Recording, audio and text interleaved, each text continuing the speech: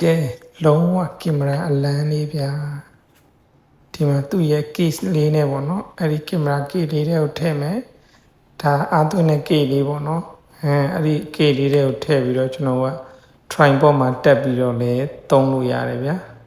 အဲ့လိုကင်မရာလေးကိုထည့်လိုက်မယ်ဟိုးမိုက်တယ်နော်ခုတည်းဒါကြတော့ case အသေးလေးနဲ့သုံးရင်လည်းရတယ်သူကကြတော့အာသွင်းတဲ့ဟာမပါဘူးသူကအလွတ်ပေါ့နော်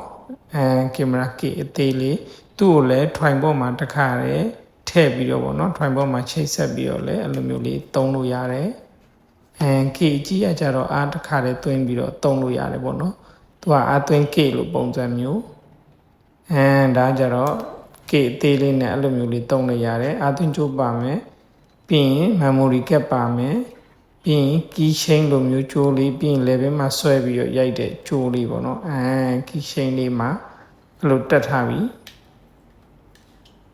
အဲ့လိုမျိုးအားသွင်းတဲ့ဟာပေါ့နော်ဒါ case အကြီးမှာကျွန်တော်ကတခါတည်းကင်မရာကို charging သွင်းပြီးတော့တခါတည်းအဲ့လိုမျိုးတက်ပြီးတော့သုံးလို့ရတယ်ဗျာကင်မရာအသေးလေးမှာလည်းအားသွင်းတဲ့အပေါက်ကတခါတည်းပါတယ်နော်သူက case နဲ့နှစ်မျိုးသုံးလို့ရတယ်ဒါကကြတော့ကျွန်တော်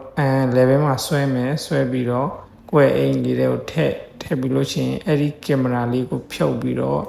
အဲ့ဒီဆော့ဆော့အဲ့လိုမျိုးတန်လိုက်ပါတယ် magnet ပါတယ်လဲဆွဲလေးမှာအဲ့လိုမျိုးလေးရှေ့မှာအဲ့လိုကပ်ပြီးတော့ပေါ့နော်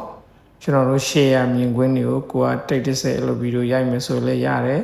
စကိတ်စီးပြီးတော့လည်းရတယ်ပြီးရင်ကိုကစပိန်စီးတဲ့အခါလည်းရိုက်လို့ရတယ်နော်လုံးဝကွတ်တယ်